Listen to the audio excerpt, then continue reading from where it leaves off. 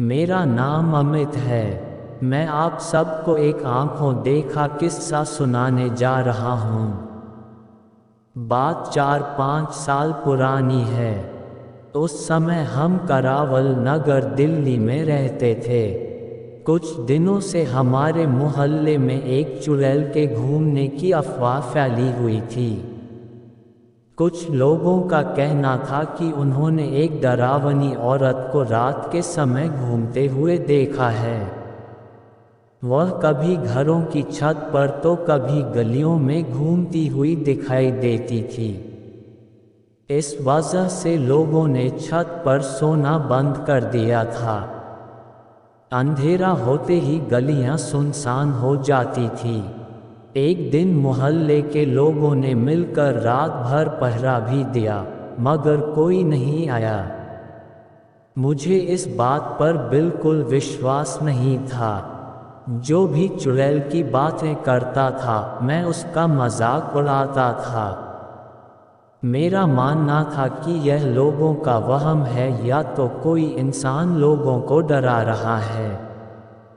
एक रात घर की लाइट गई हुई थी। सभी लोग अंदर गर्मी में सोए हुए थे।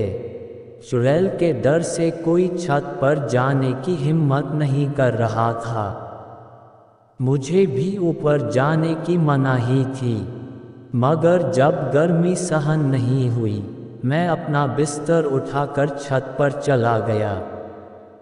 छत पर पहुंचकर मैंने देखा कि एक औरत छत की मुंडेर पर बैठी थी।